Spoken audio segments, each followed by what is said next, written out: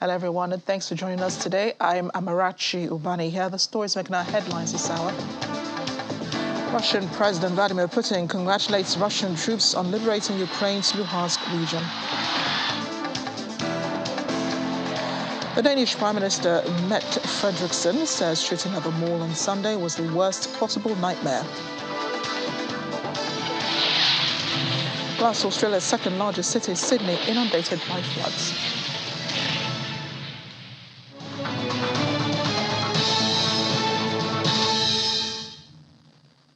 A warm welcome again. Let's begin with a check-in on developments around the Russia-Ukraine war over the last couple of hours. Turkish officials are still detaining a Russian-flagged cargo ship off the Black Sea coast, which Ukraine says is carrying stolen grain. One official said today, upon request, the ship, named Zibek Zole, was halted off the port of Karazu. Allegations of stolen Ukrainian grain were being investigated thoroughly, according to the official, with Russia, the United Nations and third parties involved in talks. Meanwhile, British Foreign Secretary Liz Truss is calling for a new Marshall Plan, referring to the post-war World War II US aid program for Europe to rebuild Ukraine. She made the comment at the Ukraine Recovery Conference taking place in Switzerland right now. But she also says the program needs to be driven by Ukraine itself, and there should be an immediate push to support Ukrainians' return to their homeland. According to Ms. Truss, it is important to give people hope about the future. And EU Commission President Ursula von der Leyen says the Kremlin's goal is the military, political and economic destruction of Ukraine, and that Russia wants to undermine Ukraine's very existence as a state, and that this could not be allowed to happen. The EU, she says, will set up a reconstruction platform to coordinate the rebuilding of Ukraine once the war ends. A platform will be used to map investment needs, coordinate action and channel resources. Finally, Ukrainian Prime Minister Denis Shmyhal says his country needs $750 billion for a recovery plan in the wake of the Russian invasion. He was also speaking at the Ukraine Recovery Conference in Switzerland.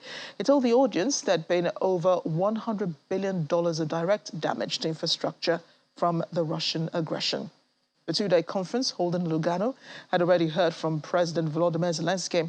It's bringing together several world leaders and NGOs with the aim of drawing up a roadmap for Ukraine's reconstruction after the war. In the meantime, all the way from Russia, President Vladimir Putin has congratulated his troops for what he describes as liberating the eastern region of Luhansk, a significant milestone for Moscow in its military campaign in Ukraine. During a televised meeting with Defense Minister Sergei Shoigu, the Russian president said troops involved in the operation to capture Luhansk should rest, but that other military units should continue fighting. He also asked the defense minister to give a state award to all service personnel who have excelled during the military action. He said he knew there were a lot of brave, professional and gutsy soldiers in the Russian army, and that they should all be decorated with all the relevant state awards. But there will be no good wishes coming from the Russian president to his American counterpart, Joe Biden, this July 4th, according to government spokesperson Dmitry Peskov. This is because this year has seen a culmination of the United States' unfriendly policies towards Russia. So, given the present circumstances, he said, sending a congratulatory cable can hardly be considered appropriate. Americans are celebrating Independence Day today, with President Joe Biden and First Lady Jill Biden hosting a 4th of July barbecue for military families on the south lawn of the White House this afternoon at local time. Later in the day, they will watch the Independence Day fireworks display at the National Mall. Circling back to Russia now, Foreign Minister Sergei Lavrov says Moscow will respond in kind to Bulgaria's expulsion of 70 Russian diplomats. Russia's ambassador to Bulgaria, an EU and NATO member state, and once a close ally of Russia, said last week she would ask Moscow to close its embassy in Sofia over the expulsions. The diplomats boarded 2 Russian government flights on Sunday evening and left the country. to Pope Francis's exclusive interview with the Reuters news agency, in which he says he hopes to be able to go to Moscow as soon as possible after a visit to Canada later this month. Speaking on the situation in Ukraine, Pope Francis noted that there have been contacts between Vatican Secretary of State Cardinal Pietro Parolin and Russian Foreign Minister Sergei Lavrov about possible trip to Moscow. And no pope has ever visited Moscow, and Francis has repeatedly condemned Russia's invasion of Ukraine. When the Vatican first asked about a trip several months ago, Pope Francis said Moscow replied that it was not the right time.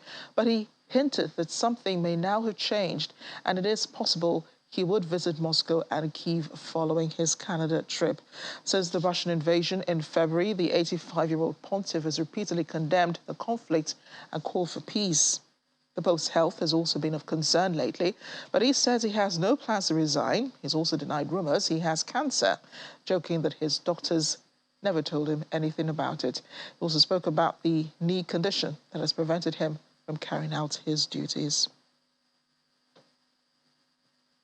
So thousands of people did pack central Tbilisi on Sunday evening in what is described as a strong show of support for a path for Georgia towards accession to the European Union and NATO. People, thousands of them you see there, waved EU and Ukraine flags in a peaceful rally in the city's centre. Back in June, the European Union's executive recommended that Ukraine and Moldova become candidates for membership, a milestone in their potential path from ex-Soviet republics to develop economies in the world's largest trading bloc. The Commission put conditions on Georgia's aspiration for membership candidacy, including electoral and judicial reforms in progress on media freedom. Russia fought a brief war with Georgia in 2008 and maintains a military presence in 2 disputed regions of the country.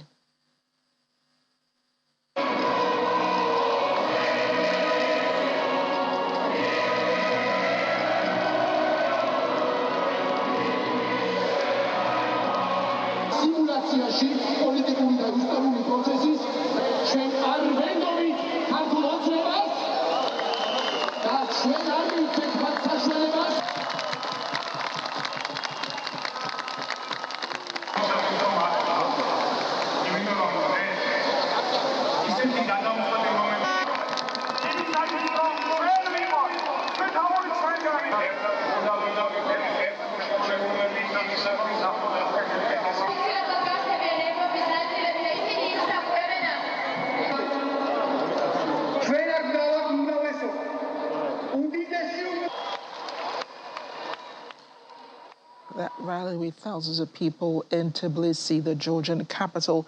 Joining me now is Foreign Affairs commentator Collins Weke. He's in Brussels. Collins, thank you for joining me on the program. And let's begin with the Georgia membership of the EU and NATO. Now, they all applied about the same time as Ukraine, Moldova, Sweden, and even Finland, but they have been put on a waiting list. I remember the European Commission president saying that they had just a few obligations to fulfill. Will this be the end of the road for now for them towards membership of both organizations? Thank you, Manager, for having me. Well, essentially, that question will best be answered by the political leaders of Georgia, because essentially, how they respond to the ongoing protests, to a large extent, will actually determine their fate. So far, their response, the response of government has been measured. And that is precisely one of those, issues that the EU has with Georgia in terms of, how deep the democracy is and how much the, courts are independent. And then, of course, there is also the issue of independence of the media.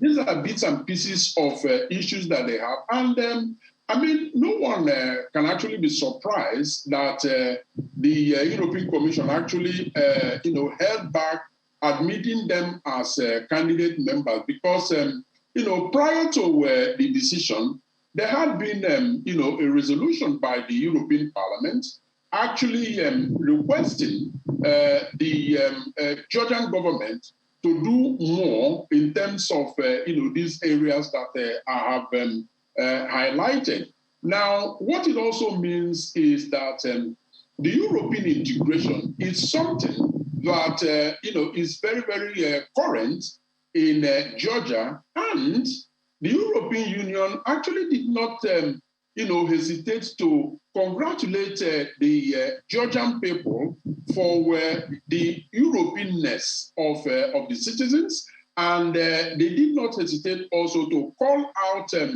a certain Bidznia Ivanishvili, who was a prime minister and the founder of the ruling party, who is said to actually have the country in his pocket, actually working with Russia as well. He's in fact, the richest man in Georgia, and so he controls the economy. And of course, that is quite inconsistent with the European values. So those are the issues that they need changed. And once those are done, I believe that the path then is open to them, and which is why the protest is ongoing, because the protesters are actually requesting the current government to resign and hand over to an independent, government of national unity, who would then oversee the reforms requested by the EU, and then enable them step into the path of candidacy for the European Union. Very important point that you make, reminding us once again that Georgia has been an ally of Russia. And then, of course, these protests, we see them happen now and again against the Georgian government. It won't be the first time they've asked the president to step down. Now, countries are willing to join, these continental groups. I'm talking about NATO as well as the European Union for the protection they give. And right now, it seems even more important that they join either of those groups because of Russia. And everyone seems to be afraid of Russia, right? Do you think that Georgia's safety is in jeopardy without membership to these organizations? Not in the immediate. And the reason is not because Russia would not like to, play some bad games in Georgia and other neighboring, former countries of the Soviet Union. But it is simply because they are overstretched at this point militarily. I mean, they have actually unleashed the entire arsenal of Russian military into Ukraine, because Ukraine is so very, very important to them. So they are kind of left high and dry in terms of, the military resources and personnel needed to invade other countries. So that is actually the stumbling block for Russia, but that is exactly the reason that these countries are actually rushing to kind of gain some protection from the European Union. I mean, that is quite apart from the fact that, it is not something that happened overnight. Some of these countries, I mean, talk to their citizens, visit those countries, you will actually see how different they are from Russia, who, has maintained centrally the,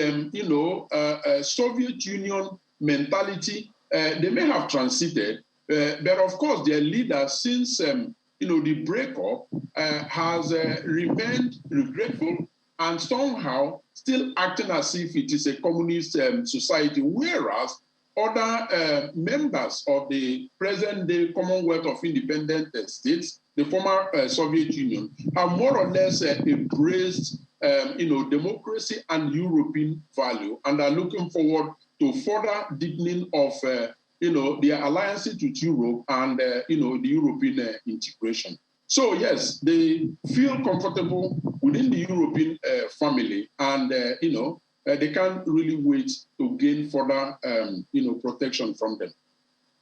Yeah, and that'll be really important for them. Georgia being a close ally to Russia, it might see that as a threat in joining any of these organizations. But there is a very happy President Vladimir Putin in Russia at the moment. Of course, with the Russian forces capturing Lysychansk on Sunday. How much of a loss is this for Ukraine? It is a heavy loss. The capture of Pristina is indeed a major victory for Russia. And, military analysts that I have listened to actually tend to, project that there will be more or so gains for Russia in the coming days. However, more optimistic pictures have been painted of, again, the overstretching of the Russian military resources, such that they are probably not going to be able to be present in all of these military, in all of these cities that they have captured, which means that there is still the chance of Ukraine, seizing back those countries. So it may very well be that the smile we see on Vladimir Putin's face at this time is not going to be there for too long because it might be short-lived. But it's a matter of wait and see. Yeah, indeed. And there is currently going on in Switzerland a Ukraine Reconstruction conference. Leaders are looking to the future now. Liz Truss, the UK Foreign Secretary, did say, is suggesting a new Marshall Plan to be developed for Ukraine, but she wants the Ukrainians to drive it. How can they drive that when they're still in the middle of a war? Well, if Liz Truss is insinuating that a reconstruction is going to begin now, there are reasons to, actually advise that she has a written. The war is still ongoing. The destruction is happening on a daily basis. As a matter of fact, the economists estimated that on a daily basis, 4 billion worth of destructions are ongoing. So it is even difficult, maybe even nearly impossible, to give an accurate estimate of the cost of reconstruction. At this moment, it has been placed at about 600 billion. Some are actually saying that it might go up to 1 trillion. Now, there are different ways, diplomatically and politically and economically, of actually estimating the damage, and that is the cost of reconstruction. But the one closest, to them and more current is actually using the formula that was deployed for the rebuilding of Afghanistan and Iraq, where they actually count, for example, the number of bridges in Ukraine. So far, 300 bridges have been, destroyed. So they use the cost of reconstructing the bridges in Iraq, Afghanistan, and then extrapolate it. Now, if you use that formula, you will find that the 600 billion that is estimated at this moment, which will be part of the Marshall Plan that Liz Truss talked about, will actually run into 1 trillion. So it is too early to begin that reconstruction, but I think it's a very, very important step to, have a conversation, a dialogue, and begin to, make out a plan so that as soon as the war is over, then they will move in, and indeed, it is something, an idea that enjoys broad acceptability that Ukrainians would have to drive that reconstruction effort. And that's a good thing. Yeah, but apart from the EU and NATO, which is who they're looking to now, who else will be expected to contribute to this purse? Well, let us pause a while. The EU, fine, but also we will recall that there have been a significant, number of Russian assets that have been seized. Now, part of the, sources for funding reconstruction is actually using from, those Russian assets, although there are still some questions around the legality.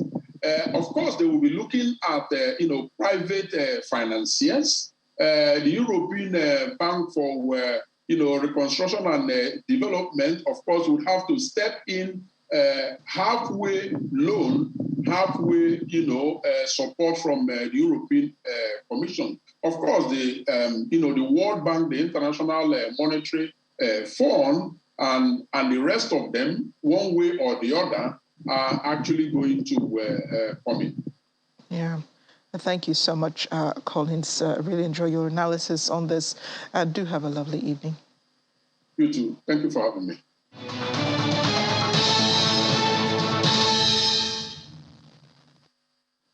Coming up after the break. The death toll rises to 42 in India following the landslide caused by floods in late June. Begins again.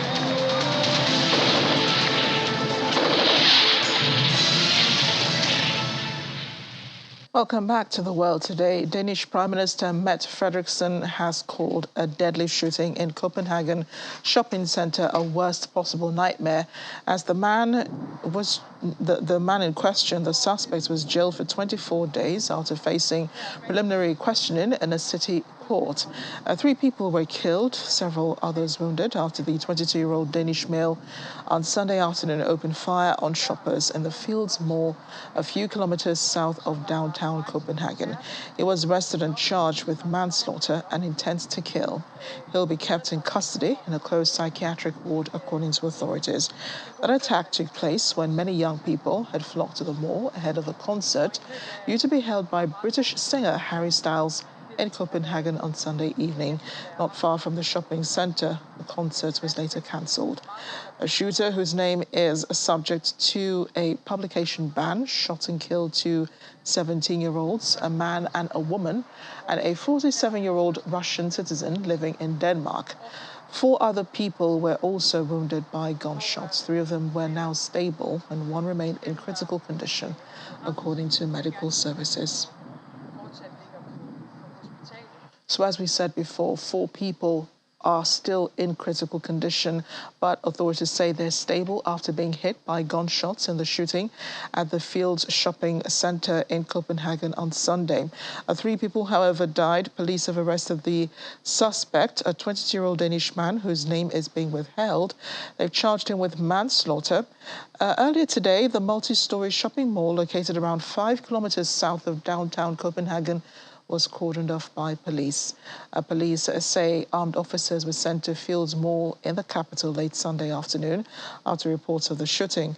A suspect was apprehended at 5:48 p.m. local time, carrying a rifle and ammunition. Police launched a massive search operation throughout the local Zealand region early Sunday evening in search of any accomplices. They said today that they thought the man acted alone. Well, one of the witnesses to the shooting on Sunday has been speaking, said he spoke to his daughter who'd been inside the mall at the time of the shooting. He said he heard what he thought were gunshots. A Fields multi-storey shopping mall is located, as we said, in downtown Copenhagen, just 5 kilometers south of downtown Copenhagen. It took place when many young people flocked the hall. They were expecting to attend a Harry Styles concert not far from the shopping mall.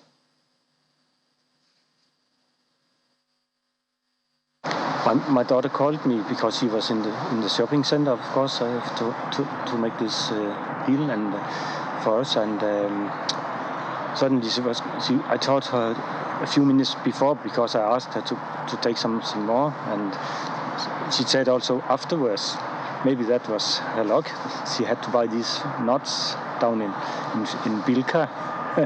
But yeah, it was terrible because she was calling me. That there are gunshots in Fields. There's a shooting. I'm running out, and I heard in the background as he said that these 2 boom boom, something like that. I could hear it, and so she got out on the opposite side of the arena and escaped a wave down to the block area with apartments. Luckily, a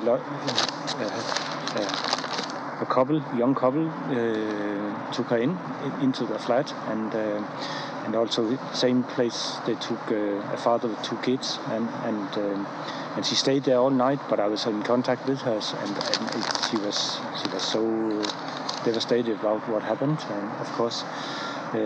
So later in the night, at 1 o'clock, I was able to go and get her because our position was outside the arena. So I got her back, of course, safe, but.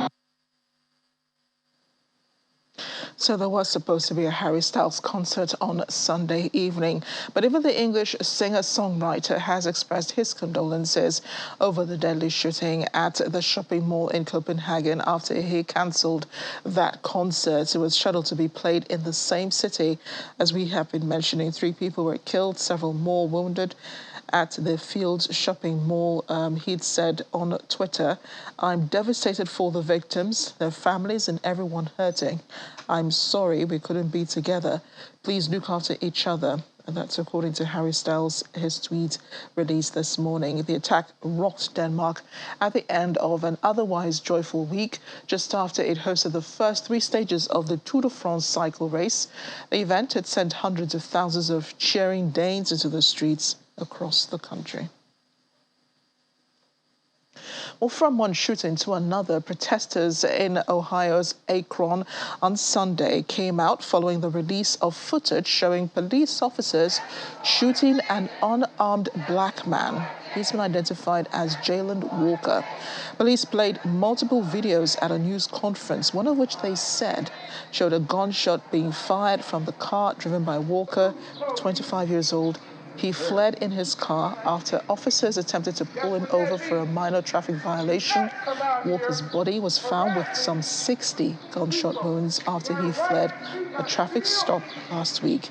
On Sunday afternoon, the Akron NAACP, that's the National Association for the Advancement of Colored People, led a peaceful protest at a city hall. Hundreds of demonstrators marched in the streets of the city, of some 200,000 people waving Black Lives Matter flags and chanting.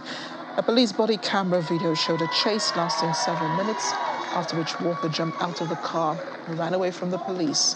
Police say it appears he was turning towards officers who at the time believed he was armed. A gun was later recovered from his car.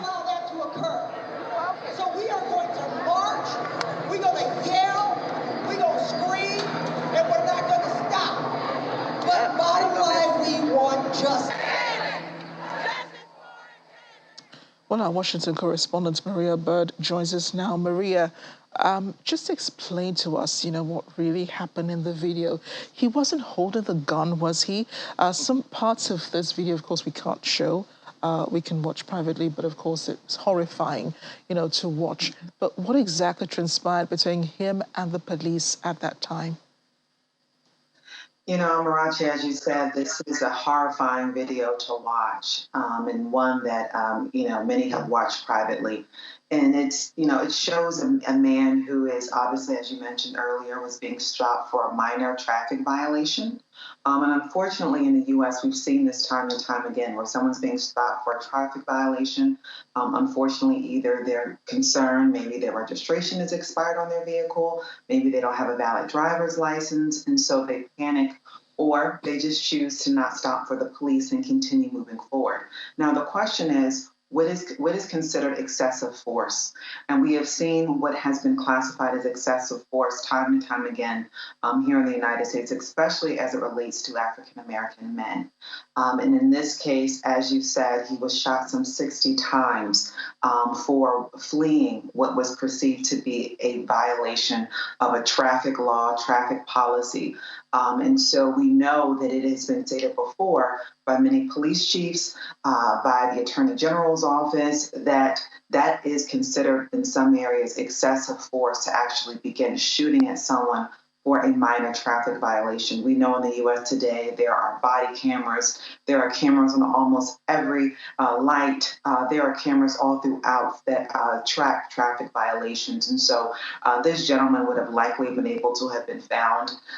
Even if he had fled the location, the police were not able to obtain him and apprehend him. And so now we're dealing with a situation where a man's life has been lost and the family is now obviously deeply devastated by this situation. It's not the first time it's happened in the United States. Traffic violations or not, police have been heavy-handed towards African Americans.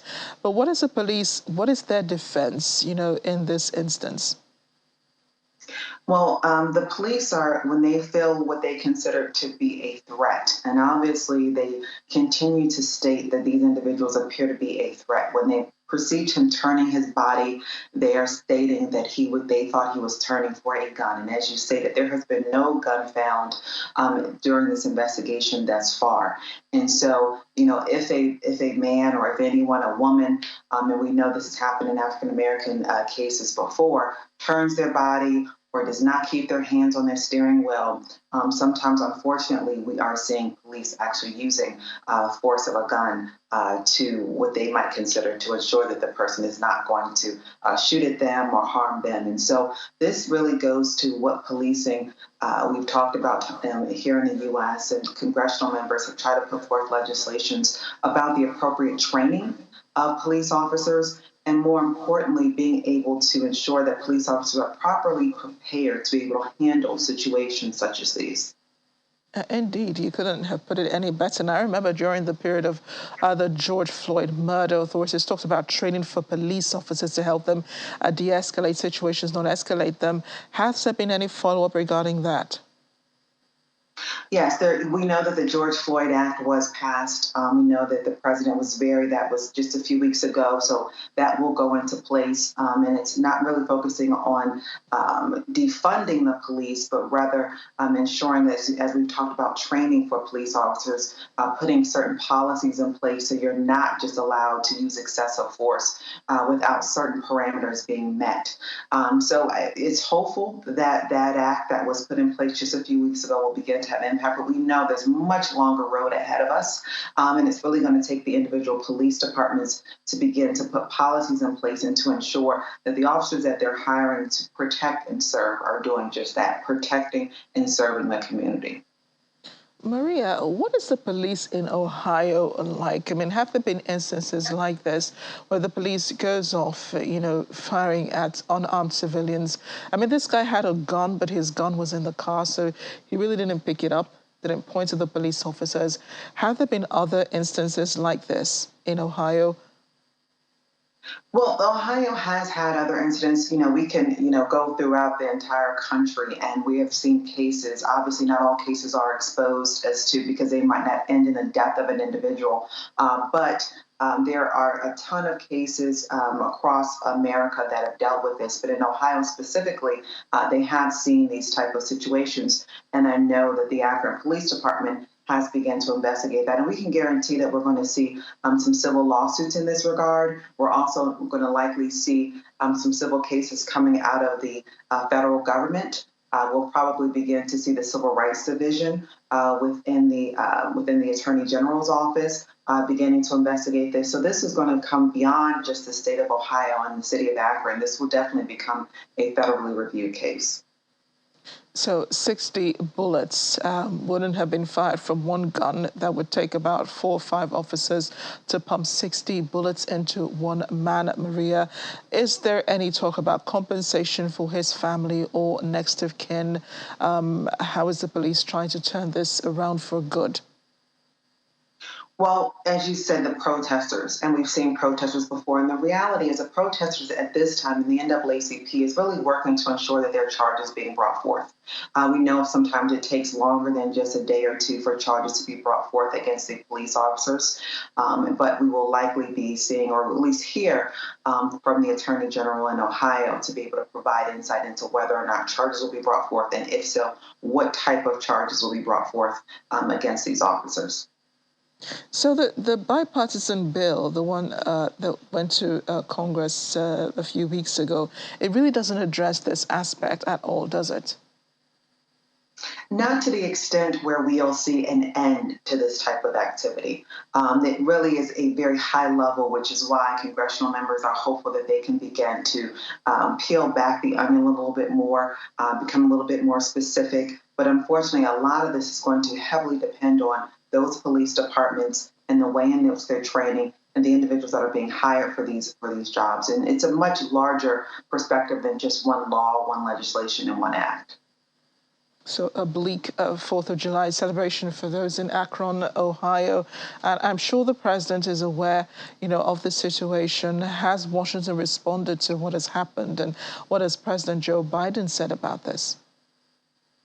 Washington will definitely be responding to this. Washington will likely begin to respond once we hear whether or not charges are being brought forth. And so I think that as we begin the middle to late next week, we'll begin to see kind of how the White House will respond. And it'll be a direct response to how the government of Ohio responds. Maria, thanks again, and do enjoy the July 4th celebrations. Thank you. Rescue operations are underway in the Italian Alps today after part of a mountain glacier collapsed amid record temperatures, killing at least 6 people and injuring 8, according to local authorities. The avalanche on Sunday took place in the Marmolada, which at more than 10,800 feet is the highest peak of the Dolomites, a range in the eastern Italian Alps straddling the regions of Trento and Veneto. An early summer heat wave in Italy saw temperatures on the Marmolada touch 50 degrees Fahrenheit on Saturday. The Trento provincial government says the large ice avalanche involved hikers on the route close to Punta Rocca, usually used by climbers to reach the summit, according to the Alpine Rescue Unit. The 8 wounded people are being treated in hospital and are said to be in good condition. Helicopters and dogs are now being used to try to find survivors.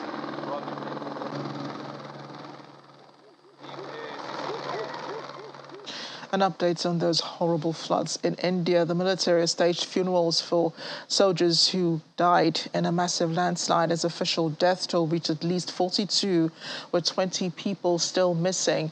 That landslide occurred in the early hours of a remote area in the northeast state of Manipur on the night of June 29th, according to the Army and rescue task forces who were drawn in to join in rescue and search for survivors.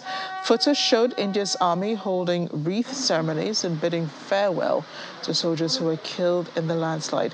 This month, unprecedented rains have lashed India's northeastern states and neighboring Bangladesh, killing more than 150 people. Millions more have been displaced by the catastrophic floods in recent weeks, and some low-lying areas, houses have been submerged. यद्यपि हमारा शरीर पृथ्वी के गर्त में रखा जा इन भाई को पुनर्जीवित और आलोकित न कर दें हे प्रभु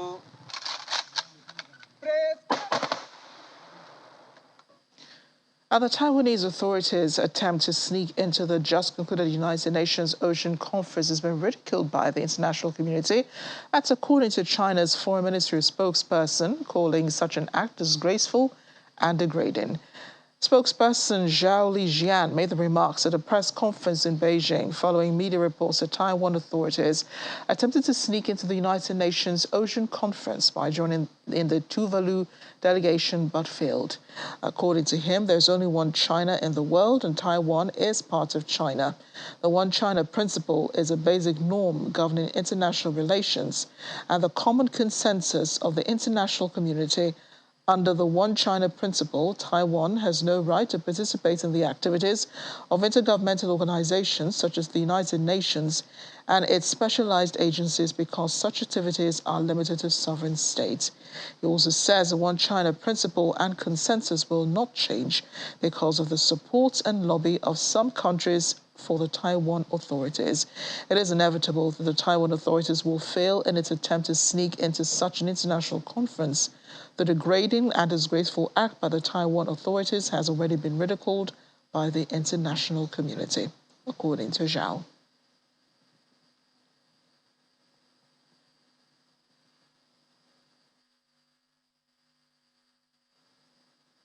Well, still ahead of the world today. There's no stopping these ones from dancing, despite war in Donetsk and ongoing shelling by Russian forces. Stay with us. At least one person has died in Australia's largest city following floods which have inundated the whole city. Rescuers were out trying to reach survivors and rescue as many people as possible.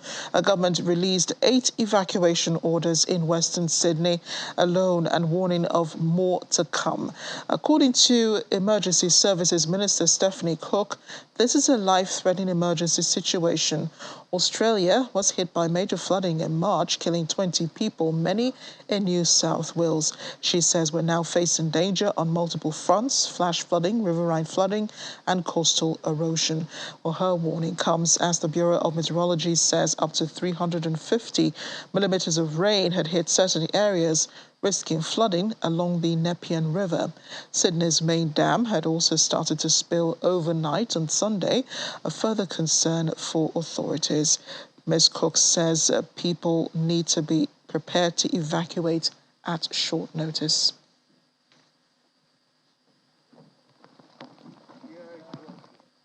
West African leaders have announced the lifting of sanctions against military regimes in Mali and in Burkina Faso. Heads of state of the Economic Community of West African States meeting in the Ghanaian capital Accra accepted a proposal by the Malian military to hold elections and return to civilian rule by the end of March 2024. A bloc had imposed crippling economic sanctions after army officers staged 2 coups in less than a year, in August 2020 and in May 2021. West African leaders have lifted economic and financial sanctions imposed after coups in Mali and Burkina Faso.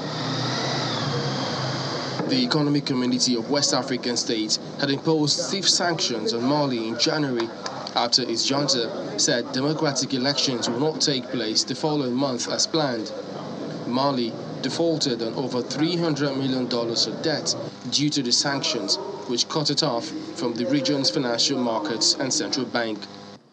ECOWAS Commission President Jean-Claude Cassibrou said heads of state had agreed to relax the bloc's position after Mali's military rulers proposed a 24-month transition back to democracy and published a new electoral law.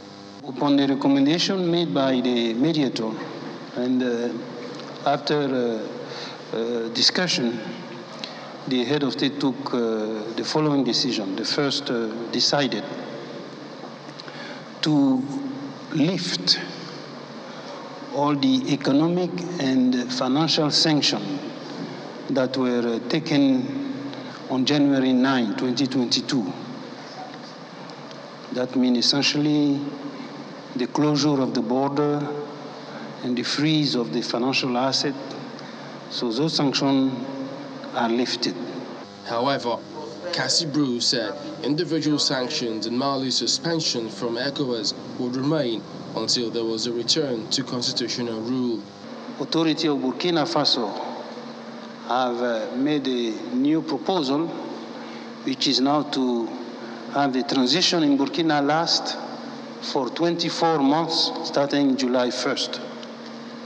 So this is a progress that has been made. And as I said, with the freedom of President Kabore, the head of state now decided to took the following decision. First is to remove the economic and financial sanctions that were imposed to Burkina Faso on 25th March 2022. However, the bloc rejected a 3-year transition proposed by coup leaders who seized power in Guinea, a third country which has witnessed a military takeover in September. The junta was told to propose a new timeline by the end of July or face economic sanctions. By the end of July, a new timetable for the transition, more acceptable. Then beyond that, sanction will be imposed, economic and financial sanction will be imposed, as well as even the individual sanctions that are already in Guinea could be expanded. For the moment, they have decided to maintain the sanction in terms of the individual sanctions that were taken and to maintain the suspension of Guinea from all ECOWAS institutions. In the meantime, as Mali is free from ECOWAS sanctions, the borders will be reopened and regional diplomats will return to Bamako. The sanctions have crippled Mali's economy, raising humanitarian concerns amid widespread suffering.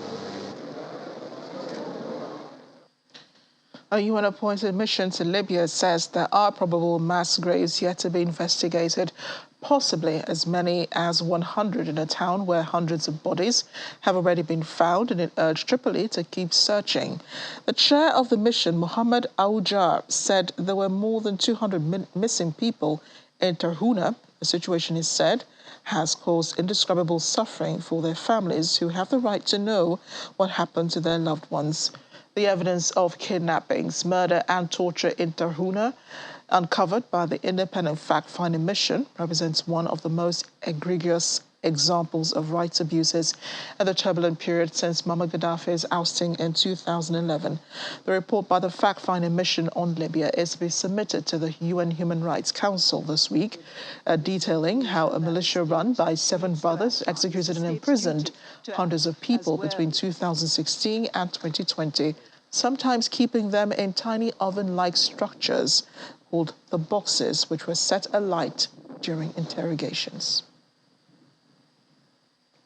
Well, staying in Libya, neighborhoods of Tripoli have been plunged into darkness this hot summer night. Citizens who can afford the generators find it hard and expensive to buy fuel, sometimes queuing for hours at a time.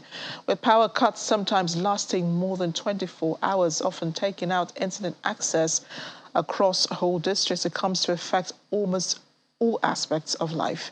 Frustration at power cuts and myriad other failings of Libya's feuding factional leaders erupted into protests on Friday against political institutions on nearly all sides of the country's messy conflict.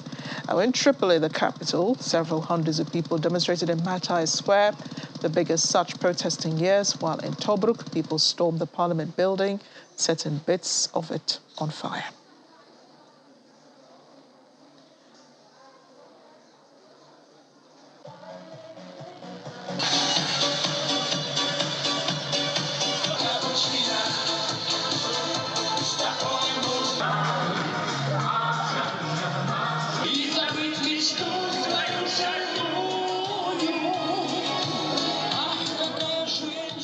Well, there's no stopping a dance break, even in Ukraine, where a war is going on almost across the country. Local media have been reporting continued shellings in the Donetsk region, which is where we find these people. Despite living under constant threat, the residents have still found ways to enjoy life. And one example can be seen in the Central Park, where these ones, dozens of people, could be seen dancing in a space called the Cage. Dancing simply gives the local people something else to think about as the daily threat of shells falling on the city continues.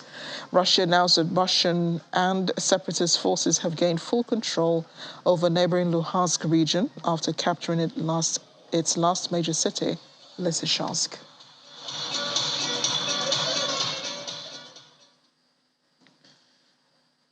And finally on the programme, while most petrol heads were watching the Formula One British Grand Prix from Silverstone on the first weekend of July, a small but dedicated bunch of racers were fine-tuning their lawnmowers for their very own racing championships.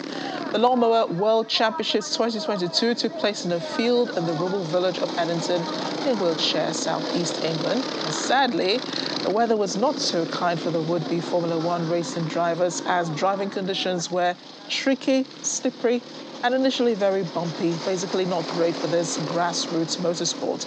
But race organizer Ian Radcliffe still wonders why people are keen to compete, as the sport started 50 years ago.